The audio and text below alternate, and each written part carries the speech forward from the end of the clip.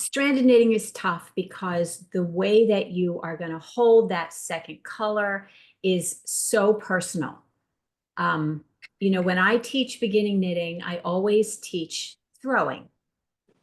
That's my default. That's how I teach. And I feel like there's a lot more play in the way you can hold your yarn and your needles when you're throwing. Whereas when you're picking, it's a little more precise. But I can tell within the first 10 minutes of sitting with that person if they are just going to be much, much more happy and comfortable with their yarn in their left hand. And then we'll shift over and I'll do that, which is fine. It's just, it takes time to figure it out. And it takes time for each of us to figure out where we're comfortable. If you've never worked with one hand, one color, or you've never knit with the opposite hand, it is a process. And if this is your first stranded project, as I said last week, and I will continue to say over and over again, please be kind with yourself. Give yourself the grace to be learning something new. And I can tell you I've been knitting a long time and my stranding is not perfect. I can see right here, as I look at least 3 stitches that are completely wrong. And you know what I'm going to do? I'm going to duplicate stitch over them so that I don't see them anymore. Perfect. Because in the grand scheme of things, when this is done, I mean, I don't think anybody's eye is going to my mistake. I'm pretty darn proud of it. I think it looks wonderful and I'm super happy. And I could point the mistake out to you, but I tell you never to do that to me. So I'm not going to do that to you. I have a question. The end stitch, sometimes I did it in the background color and sometimes I did it in the pattern. Doesn't really matter because we're putting it in the seam, but do you prefer, or should we be doing something specific there? Okay, when you get to the end, I like to look at the next row and see when I am going to need that contrast color. Okay, I need to have, if I'm working along and my contrast color ends 4 stitches away from the end of the row, but I see on the next row that I'm going to need that contrast color a little further closer to the end, I'm going to catch that contrast color float a little further out. But I do like to bring it out so that it's there.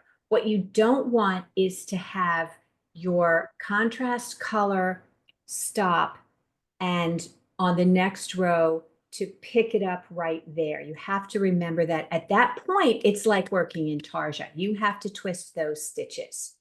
So it's just easier to take your contrast color or whatever color you're going to need close to the end, have them both there. Yes, Marcia. What I was doing is taking both colors to the end and then just weaving them along. Is that right? Yeah, that's great. Wonderful. Wonderful. So what I did was just to like at the stitch that was before what would be the selvage stitch before the last stitch, then I just made sure that I picked it up there so that it was picked up. Do you see what I'm saying? So I just picked it up along the back in the stitch before the selvage. So would that work as well? Yeah, absolutely. Let me tell you, you will know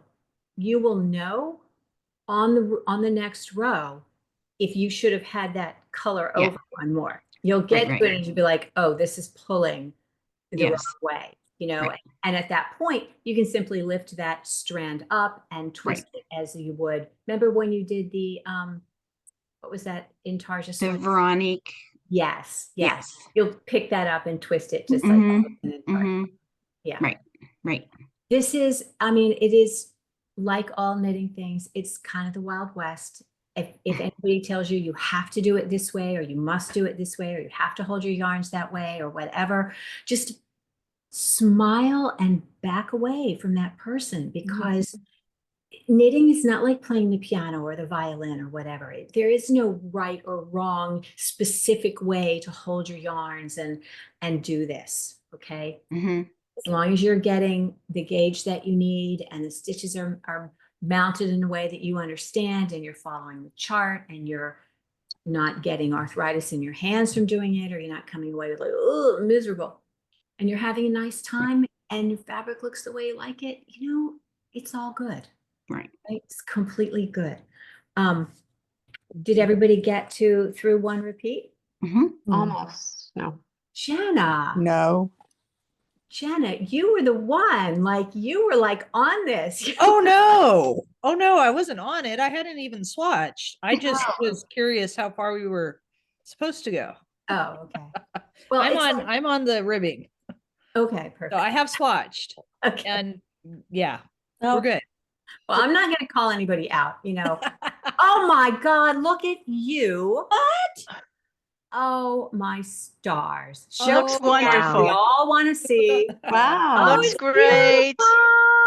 It That looks is gosh. beautiful. good. That's wonderful. My daughter keeps passing by and says, "Oh, that's so beautiful." Good. Can't- It is. She wants it. But I think I'm at the point where I can continue. So I was reading the instructions, and it looks like I have to add 10 more stitches to the next 5 rows. Is that right? So I'll add 1 stitch at the end of each, and then just continue with the pattern. Correct. Okay. Yeah.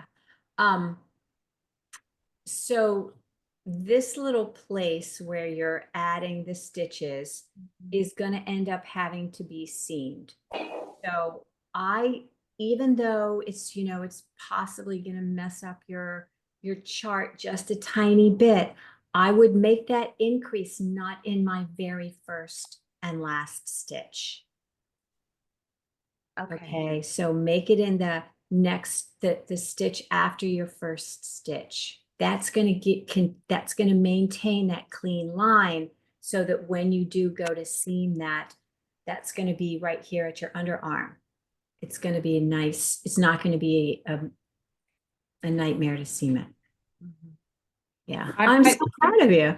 So you want to keep the salvage stitch and do the increase right next to that. After it, yeah, or even 2 stitches.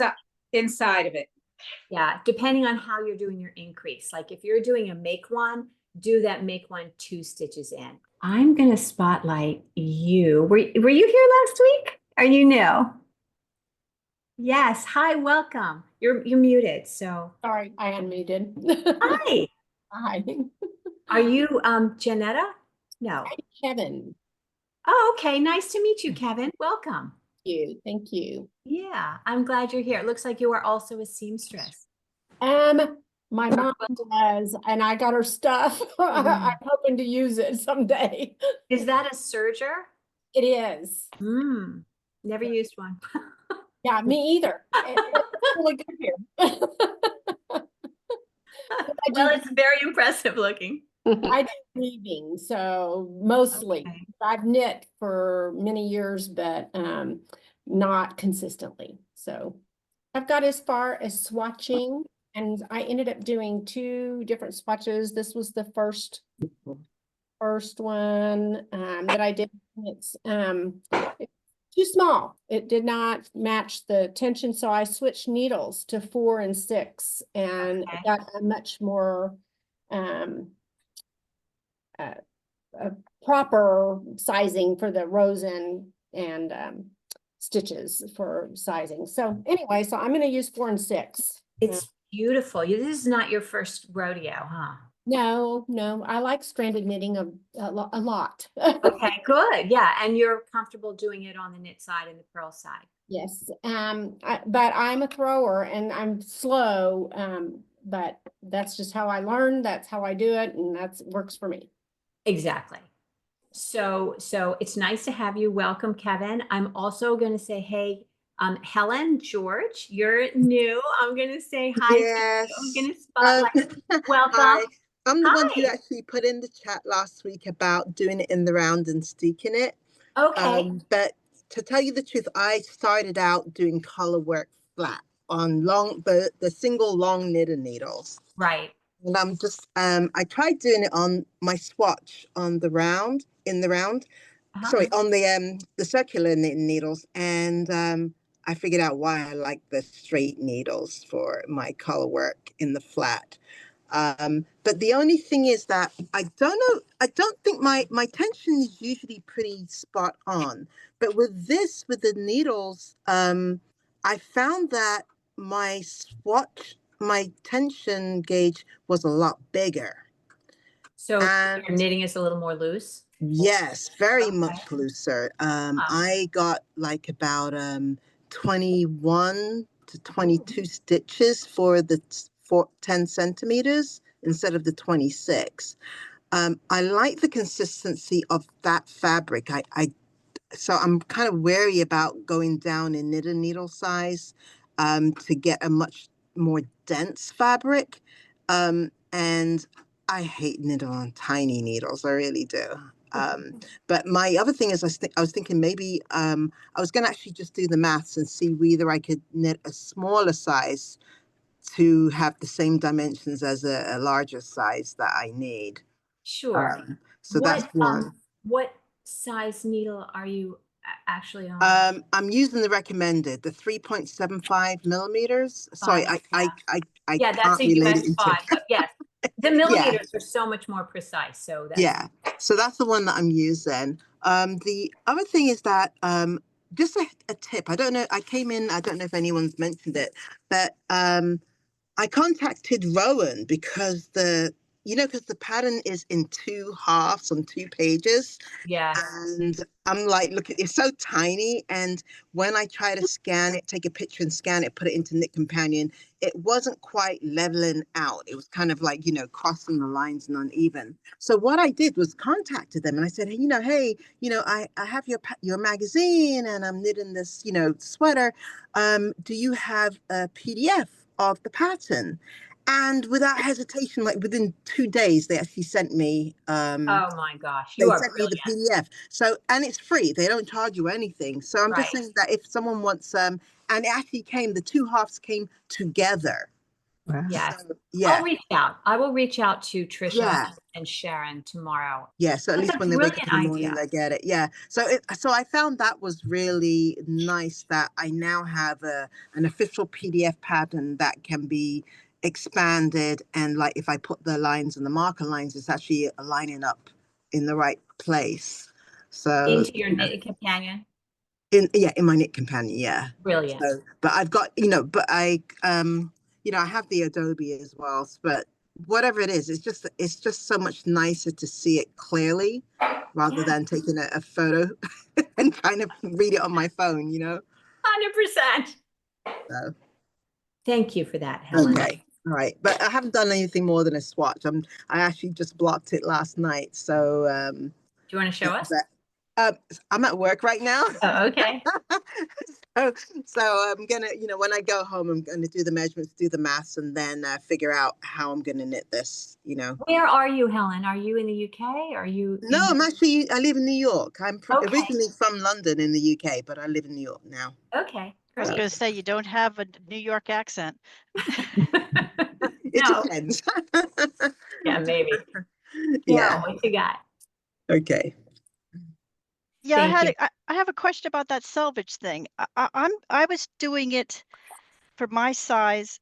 I was starting at the beginning at 13 and then coming across, and then I'm ending at 4 or whatever. So I don't have the selvage stitch actually is part of the pattern, isn't it? Well, the selvage stitch is simply the last stitch. Yeah. Okay? It's simply the first and last stitch. So will I lose? What are you making? You're making the 152 to 150. Well, I got to tell you, my gauge didn't line up either, and so I had my friend Judy with me, and I had a 5 and it was too big, so I went down to a 4 and it was a nightmare because I'm like Helen, where I didn't like the small needles doing stranded. So she said, well, you can go down a size because your gauge will, and she did the math and figured out that my gauge will turn out to be the bigger size because it's bigger. So anyway, and then like you said, I started with the 2-handed thing because I thought, well, this is a good time to do it. But then when I got to the purl and trying to catch the floats, it was just giving me it was just too much. So I switched over to just doing both in the right hand and dropping a yarn and picking up the other, dropping and picking, and so I'm Yep. much happier doing it. But anyway, bottom line is, so I'm doing the size, I think the third size. Okay, Is that the 10 something? that's the fourth size. The Okay. fourth size is I- the 102, 107. That's the one I'm doing. Okay, perfect. So I start at 13, or I drew the line on your chart like this Yes, at yes, 13 for beginning, and then at the end I finish with right. column 3. So 13 would be your selvage stitch, Okay. All right. Okay. That's right? that's It's your selvage stitch is whatever the first or last one is. but I will lose it when we knit it together, right? But that's all right. No one's going to see. No one's going to care. When you seam it together, Uh-huh. yeah, of course, your selvage stitch is going to end up in your seam, which is fine. And as you move through this, and you do those armhole extensions, the sleeve extensions, your selvage is gonna it's gonna be the same one, but it's gonna move, sort of over which one it is, because you're gonna have additional stitches in pattern before you get there. Yes? Yes. And like you said, do it one stitch in. Yeah, at least one in. Yeah. Okay. So I am going to show a method. I can show now. Lena's already done it. She doesn't need it, but there's another way. You knit front and back, but you don't knit the back. You slip the back instead. Stephanie, you had a question, my love. So I think I have a mild catastrophe. Oh, yeah. So can you show me your like on your size? Do you have that available? So okay, so then I'm totally misunderstood. Like I have mine so that on my chart for my size, I start on line number 3, right? Yeah. And then I go over to number 24 and I go over to 13 again, right? So here's the thing. You are going to start at 3 and you are going to go over to 24. And then you're going to come back to 1 and 24, 1 and 24, 1 and 24, until you only have 13 stitches left. And then you are going to go 1 to 13. That's not what you did. No. Oh, sweetie. Okay. So I went 1 to 24 and 1 to 13. And so now this is what I have. I see. Yeah. Well, So it's not the worst. it's right. I think if I do it a little bit further, I'm still going to have 2 of those little flowers in a circle. Yeah, it's completely fine. You have designed your own motif, and I would just go with that. Oh my God. I think it looks good. It does. It looks great. perfectly lovely. Okay. Well, we'll see. I might be doing the neat sweater. We'll see. Please don't. I mean, you can do the neat sweater too. Please don't give up on this because you feel like it's imperfect. Okay. You know what they say is if you repeat it, it's a design element. It's not like you did that one time and then did the rest of it right the normal way. You did the whole thing right across. And there's nothing to say that the original pattern couldn't have been like that. You've just redesigned the chart to be your own, and you just need to own that and love that and be okay with it. It looks great. It Yeah, does. Does look mean, nice. Really? Would you Yes. honestly say that it doesn't? We would No, tell it's you if it super. looked bad. I wouldn't be offended if you guys said it looks like I kind of like it, actually. I think hot it looks very garbage. nice and it's working out. So why not go with it? Yeah. I like it too. 100%. Okay. If you, honestly, Stephanie, if you had done that at the first and then figured it out and gone, but yeah, then it would be a the mess. whole thing, the whole thing is that way. And that's It's fine. great. Okay. I would leave it, keep on going exactly like you're doing Mhm. and call it a design element. Yes, it's Right. beautiful, just fine. It's definitely going to be one of a kind. So Yeah, it's gorgeous. It'll be your own thank you. twist. Okay, we'll see. We'll see as I go further along. Thank you. And we have a lot of time to work this sweater. I have given us through the end of March, possibly April. You know, this is Right. gonna take time. It is not something that any of us is going to finish. Well, maybe Lena. I'm just teasing on you because you're so good. But I've never seamed a sweater before though, so that's the new part. It's all right. You'll get there. But it's I'm just teasing you because you are doing so well. Jenna Lugoski. Hey, okay, so you were talking at the beginning of the meeting here about we were discussing row gauge versus Stitch width gauge. gauge Okay. and stitch gauge. And so I am off on row gauge and I'm wondering how that works. I know, right, you can adjust row gauge easily by adding rows. But how does that work with this particular pattern with the design? How does the design come up to the shoulder? And I mean, is it supposed to be that you complete a full No, circle or remember, you just end where it needs to end? yeah, remember that this has a shaped shoulder. Mm-hmm. So you're not going to get one of those beautiful, completely reflective shoulder lines, right? Okay. Shaped shoulder, so it does not match up perfectly. Let me grab this.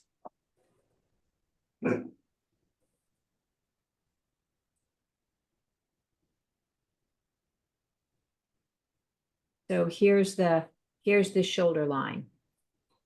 Okay. It's kind of a mess. So it doesn't, but it doesn't look bad. Okay. No, I don't think it looks bad, but it definitely is half of this and that. Yeah. Okay. And it doesn't match with the front, and it just is what it is. It is. Okay. Okay. Very good. Yep. And nobody's worry about ever it looked then. at this. No, yeah, nobody's looked at this and said, they shoulder. Okay. And as I sit here looking at this, I see that I have another little area that I've messed up. And on my first row, I just really, really struggled. Matt, following the chart, and you know, my hand to eye to brain to yarn connection was just struggling. And I will admit that this has been a very challenging few weeks for me. And I've been somewhat distracted, but there's really no excuse for this. But there it is. You know what? And a little duplicate stitch and everything's going to be just fine. And no one will know. And no one will say, boy, Ellen, your sweater is ugly. You really messed that up. I dare them. Probably not. Nobody does that. Knitters are nice. Knitters are nice. Nobody ever points out, oh my gosh, we have this sweater in the shop. It's not a sweater, it's a shawl. It's the Verdun shawl. And Nicole knit one sample and Ginny Stein knit the other sample. And Ginny was saying that she didn't move her stitch markers during the lace section. And I'm looking at it and it looks beautiful, right? It's a beautiful lace pattern in this shawl. And I'm looking at Nicole's and I'm like, oh, I now see, you know, how it was supposed to be. And you know how lace has like a spine, typically you'll have some sort of, you know, symmetrical about a spine or whatever, and then repeat. And Ginny's doesn't have that. So my point to you, Stephanie, is that Ginny, for all intents and purposes, did hers all wrong. Okay. And she's the master. All right. She's the one. And she made a decision that she just wasn't going to do it that way. And she didn't. And it's fine. Nobody has looked at hers and said, that lace is right. So be okay with it. All right. What else we got? Sue, who have we not heard Keisha from? has her hand up, but you Oh, can't I'm see so it. sorry. Thank you, Keisha. Yes, thank you, Carol. Go ahead. That's sweetheart. okay. So I told you in the shop that I have two swatches that I knit, Yes. and I didn't think that the second swatch, the gauge came out correct either, which it did because I blocked it and then measured it in a couple different spots. And it was just like one spot where it didn't. So on the size 4 needles, the gauge came out correct. So my question is, as far as choosing a size, because I was comparing it to the Ludum sweater that we did, because that's also drop shoulder, because I don't really have a comparison I don't have any other drop shoulder sweaters. And so the Ludum, the size that I chose was the second size. So it was 39 and 1/4. But when I measured it, it was actually 20 inches across. So I think it was maybe a little bit wider. So that's 40 inches around, Right. and it was supposed to be 39 1/4. So Mhm. pretty good. So the way this sweater is, I know you said it has a little extension like where the underarm is, so it's kind of like a modified drop shoulder. Would choosing a In the size, opposite way. Yeah. so does that make a difference? Should I choose the smaller size? Because the smaller size for this, it says it's 36, and then the second size is 39 3/4. So it would maybe be bigger than the Ludum, like width wise, right? Yeah. I mean, how are you going to wear this? Are you going to wear it buttoned up? Your full bust is still, I mean, I know you're busty, but you're a very tiny framed woman. Yeah. So don't you have about a 36-inch bust? Yeah. Full bust is 36. Honestly, I would go with a smaller size for you because you Okay. are so tiny. And as you knit this, if you get a little looser in going, you don't want it to be too big. Okay. That was kind of what I thought, but I just wasn't really sure. I was like, Right. well, I figured I'd ask once I measured my second swatch if that was correct. And your size. second swatch is dead on 26, right? Yes. Perfect. Do you want to show them? Show them to us? Sure. So Is that the first one or the second one? that's the second one. Pretty. And then this is the first one. Mm-hmm. And that was what? 20. So this was like 24 Mhm. stitches. And that was on a size 5. Yeah. I think it looks So, great. yeah. I think you're going to be happier with a smaller size. That's kind of what I was leaning more towards, but it's always nice to get your opinion. So you're going to want to think in terms of, remember the sweater you did, is it called Chestnut? The cardigan in the Sweeto? Oh, yes, yes. Okay, remember how those sleeves were a little short?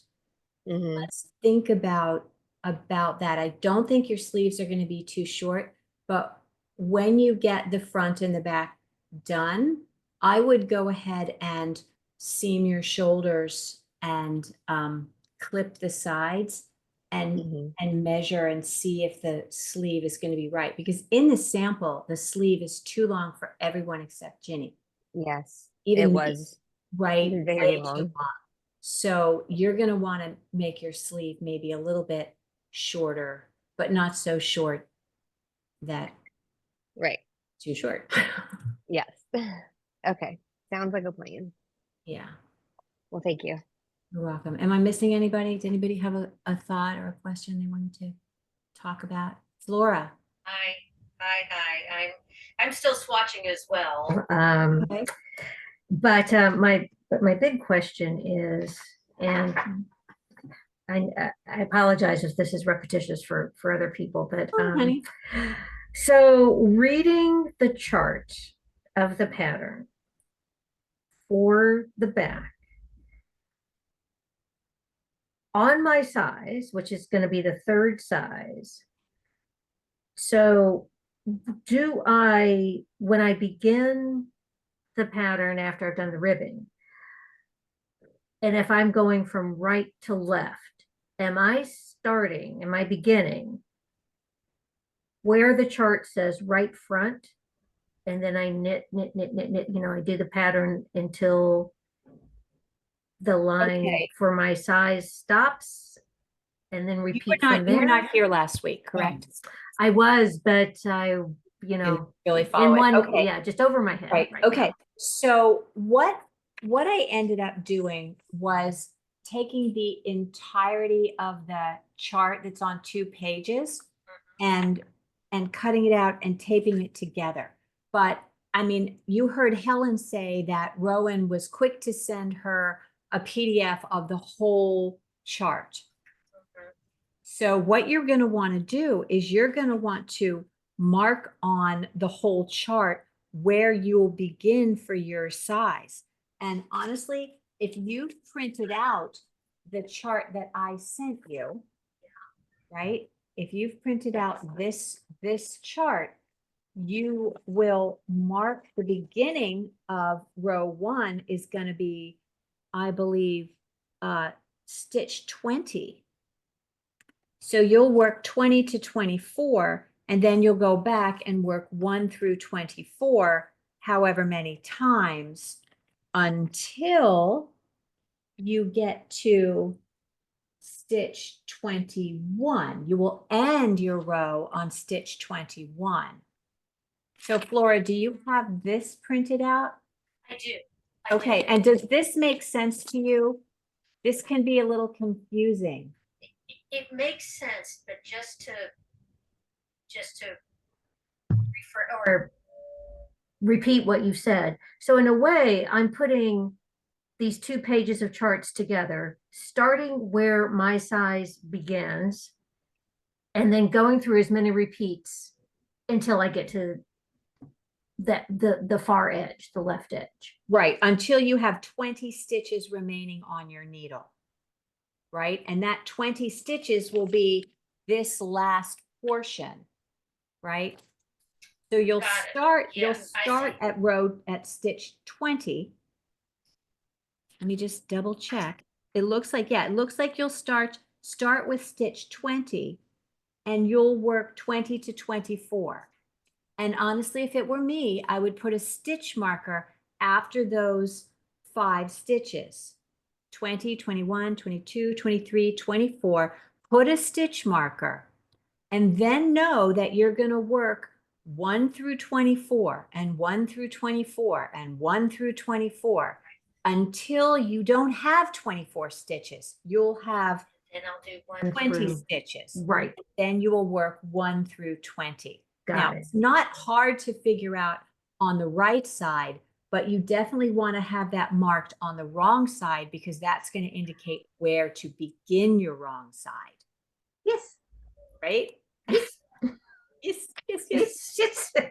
Yes, exactly. It's the purl side that's been even on the swatch. I'm trying to figure out my how I'm holding my yarn and all that. But like many people, I'm going down to size 4.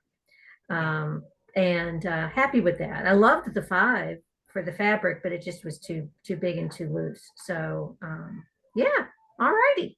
So good. Fantastic. Yay. Yeah. Holly, what you got? I got stuck on my swatch on the purl side, having only done color work on the knit side, except for a long time ago when I was twisting the yarn all the time, and that's not going to work for this pattern. So I had to revisit continental knitting, and I found that I really couldn't get any kind of tension on the purl side on a purl stitch. So I'm doing the Portuguese knitting with the yarn around my neck and my thumb, because at least I have a little more control over the purl side. I've just about got that figured out, just on using, worsted weight yarn on bigger needles just to get a handle on it. And then tomorrow, now that I think I've found the way to do this, I'm going to practice the catching the floats. Because to try all that on my actual project, even just I was going to end up with a swatch that was, who knows what gauge it was. It wasn't going to be what the sweater was going to come out to. Right. So that's where I am. Well, good for you. too. I think that's a wonderful methodical way to approach this. You know, if you're new to stranding and you're new to carrying and catching floats and all of this, and you're new to carrying 2 yarns, you know, 2 colors, 2 hands, that practicing that continental all by itself without the hindrance of the color work aspect, so that you just get comfortable learning to manage the yarn and make the stitches. Brilliant. Well, and I was using 2 colors, but I wasn't following a pattern. I was like, okay, we've done a couple stitches of this color. We'll throw in a few more just back and forth. But that's what you said last week, is if we were unfamiliar with doing stranded knitting on the purl side, then we might need to practice it before we tackle our sweater. So anyway, I'll be probably a couple weeks behind you guys for sure. It's not a contest. I know. I remember you saying that. I appreciate that. All good. All right. So Susie, you haven't started at all. Is that correct? I have done my swatch, and miraculously, it's exactly right on the dot. Of course But it is. I am like everybody else that hasn't done this flat. I'm struggling with catching the floats. So I've been just practicing that. And I'm getting better. Good. So I'm getting more confidence of deciding to start the sweater. Great. Wonderful. Susie, can we see your swatch? Back. That's Perfect. Oh, that looks good. I was kind of surprised, to be really honest with you. I was a little shocked. So let me show the knit front slip back. So we're all familiar with the idea of knit front and back. So you knit your stitch, and then you come around and you knit into the back of it, right? That is a knit front and back, which leaves you with your original stitch and then your extra stitch, which has this sort of bar across, right? So they often call that a bar increase. So instead of doing that, knit that stitch and come around and just slip that stitch off. So now basically what you have is you have 2 loops that are growing out of that center, that single stitch. And then when you go to work it, it just looks like an extra stitch, you know? It doesn't have that bar or anything else to kind of mess up the fabric. And the thing that's really nice in this situation with the color work, like if I were going to make an increase right here, I would want it to be in this camel color. But if I were going to do that lifted increase, I'd have to lift up a purple stitch, and that would mess up my color work. So the right increase for the right job. So knit in the front, and then just come around to the back as if you were going to knit it, but slip it right off your needle. Now, these are going to be tight together on the return row. So make sure you remember that you have those 2 stitches there. Okay. All right. A quick question. What about if you're on a purl row? To purl this, to do an increase on the purl side, you're just going to purl. Whoop.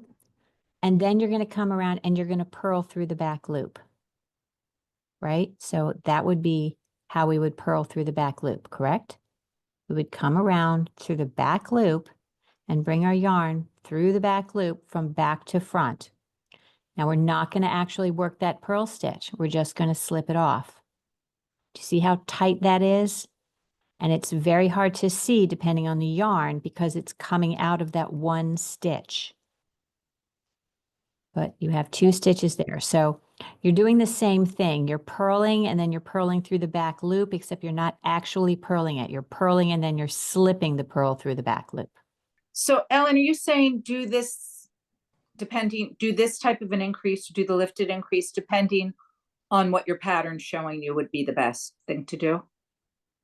Honestly, I think given this situation with the knitting, and the color work, you would probably be better served to do knit front, slip back for all your increases. Okay. Okay, another question. It has wrap and turns, I believe. I think it's okay to do German short rows instead. 100%. Okay. 100%. Do you know how to convert wrap and turn to German short rows? I'd have to look it up again to see which stitch it's on. If you want to tell me real fast, I'm happy to relearn. Sure. So, when you do a German short row, when you do a wrap and turn short row, you are slipping a stitch that is one of the stitches that's going to be left behind. Okay, so you're saying, I'm going to take this group of stitches and I'm not going to work them on this row, but I am going to wrap my yarn around the first of these stitches that's being left. Okay, and then I'm going to turn and I'm going to go the other way.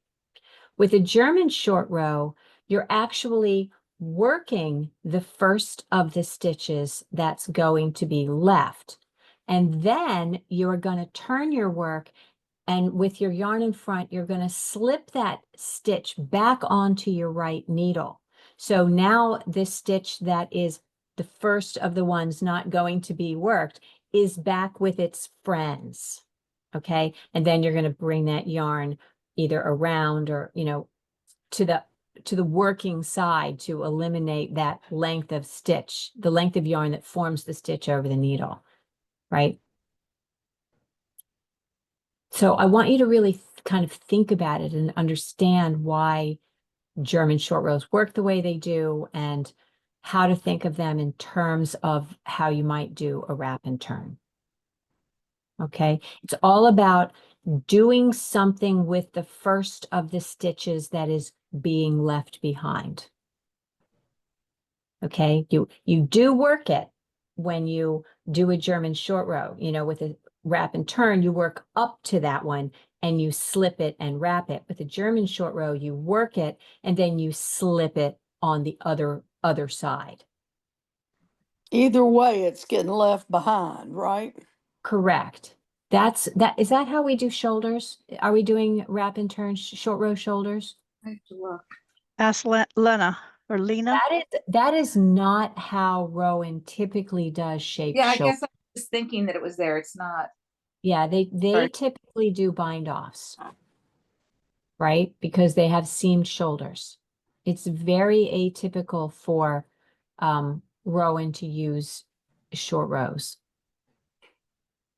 It's a very American thing. Huh. I'm going to do 3 in the camel. Yeah.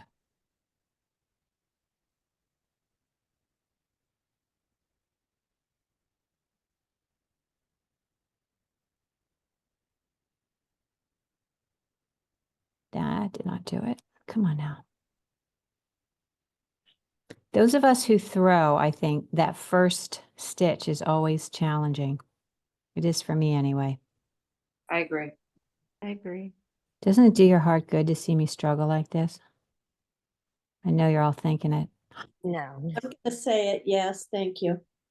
All right, now if I were gonna be catching my main color here, I would go into that next stitch and I would wrap my main color up underneath my working yarn, the color I want, around, and then take my main color, my background color out. And that's going to leave me that camel color in the stitch, but it caught my purple one. Did everybody see that? I'll show it again. Yep. No. All right, so I'm going to put my needle in and my contrast color is sort of out of the way. It's down. Going to bring the yarn I want to catch the wrong way around my needle, right? If I were going to purl this, I'd bring it this way. I'm going to bring it up this way so that it's just coming from bottom to top of my needle. And now I'm going to knit. I'm going to wrap my yarn around the needle. This is the yarn that I want to make the stitch with. So I've wrapped that around, and then I'm going to undo what I did with that purple that I caught. Now my camel is on top and my purple is caught there, Okay. right? Now I've got 2 purple to knit. Purl. Purl, thank you, yes. And 1 camel. And then 2 purple.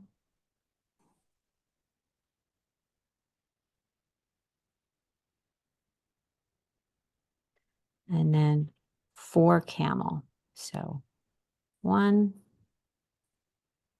2, and I'll go ahead and catch it right here.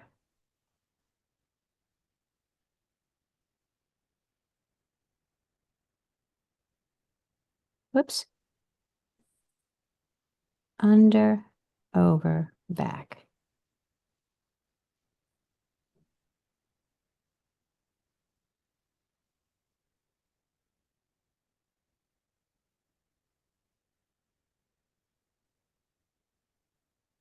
All right, and there are my four camels.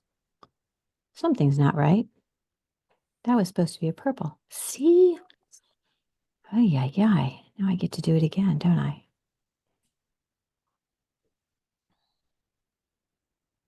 You're living my life, Ellen.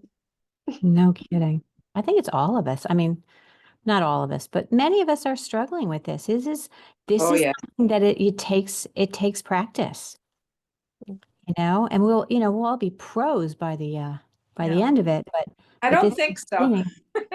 That's No? why that's why I switched to dropping the yarns and picking it up, and so that I'm only working with one new variable at a time. Yeah, it's for sure a lot. It is.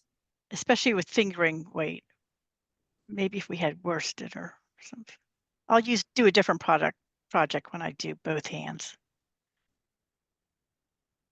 Because I was getting all triggered with the purl catching the floats too.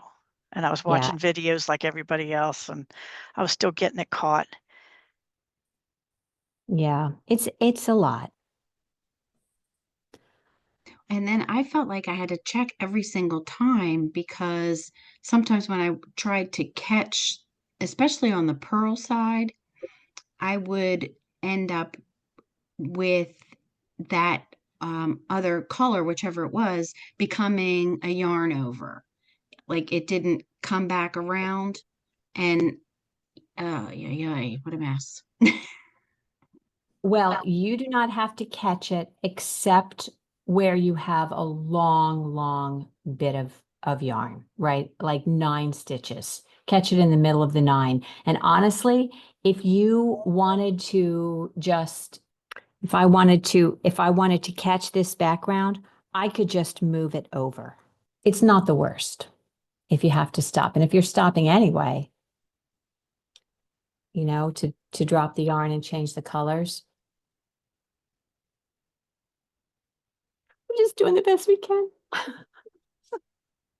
Are other people knitting other things also, or just this? Other things. Yeah, I'm knitting Yeah, stuff. definitely other things. The knit sweater. Mm-hmm. Ellen, can I ask you a question about adding those stitches, those 5 stitches Yeah. on the side? So I just did the first row, and so I'm doing the same size you're doing. So I started to the right of the blue line, correct? Yes, And then at the end, I finished 1 stitch past this blue line. correct. And then I think I did that on row 18 and then, or 19, and then 20 is the duplicate. So you just follow the color. You don't even have to look at your chart. Don't you love that? I love that. There's 7 pairs Yes, in this it's a pattern. beautiful thing. It makes it so easy. And then, so I'll have to add an extra chart just to, because I don't have, I guess You could just come here. Oh, could I do it from the side? Yeah, if you find that not too confusing. I think I'll find it confusing. I might have to just add a strip. There you go. You can totally do that. Okay. Yeah. it'll just be 2 more lines, I think, Yeah, on the one side, and then the other side, you don't have to add anything because it's goes beyond. it goes over. Yeah. And a lot of it just really depends on which size you're doing. But yeah, sort of, yeah, you're going to add this section. Like, yeah, this section right here to over here. Now we can't see you. So what Lena's going to have to do is, because she's going to be adding stitches over here, she's going to have to take this section and add it over here so that she can see Oh, going into that, because she's got more stitches at the oh, beginning that's of the row. so that's our future. We'll get to that next. That's Yes, what we're going to do don't next panic. time. No, don't panic. It's going to be fine. But I mean, honestly, I printed out several of these big ones so that I knew that I could have that for the various aspects. And I'm going, like I said, I'm going to reach out to Sharon and see if I can't get that PDF like Helen had. So when we try to add, when we are asked to add stitches, we try to add them at the beginning and at the end of the pattern for our size. Correct. Okay, good. Because you're not just making the thing bigger, you want to add a specific section right here. Now, if it gets to be too hard and that's just not a thing you want to do, probably it wouldn't be the worst thing in the world to just cast on 5 stitches on, at the beginning and the end, right? But they're giving you a little bit of a curve there because they're rowing. But do you remember how when we did the Ludum, if you did the modified drop shoulder, you were cutting in? This is the opposite. Okay, so this allows you to have a smaller fit in the body, but still have enough of a drop in this shoulder. Right? So all good. Lots to learn. And at least it's not a set in sleeve. That would be a lot of shaping. You'll find that very few color work patterns are actually, set in sleeves. I'm surprised they have this shaped shoulder. That's kind of a thing, right? Mean that sometimes even experts jump ship. I'm not going to jump ship. Don't worry. Not you. I mean, I'm just saying it's possible that even experts can get to a place where they feel like they can't take anymore. Yeah, for sure. I mean, I am definitely an expert knitter, but I am not an expert stranded. This is not my, this is not where my real expertise lies. My expertise lies in fit and finishing and sizing and adjusting patterns and all of that stuff. So do a lot of stuff. again, and I think the fact that this is a stretch for me, I like to do things like this because it helps me remember what it feels like to learn something. It's really important that we remember as teachers or instructors or leaders or whatever, that we remember what it's like to struggle with something new. If you lose that, then you lose your ability to teach effectively, I think. Absolutely. And I totally agree with that. So I hope that this has been a useful session. Certainly. Did anybody have anything that they needed from me? I was hoping so that we would get through. So for this time, I wanted to get through the ribbing and 1 pattern repeat. I think it's like a total of 3 pattern repeats, depending on your row gauge, for the place where we have to do the increases for the arm. So my goal is to get to that place next week so that we can do that together, so I can show you what I've done. We've talked about it. If you feel really comfortable and you want to go ahead and do that, please, by all means, do. But that's where I'm going to be next week, and that's what I'm going to be trying to focus on. So if you're here for the keeping up and staying on track, that's the goal.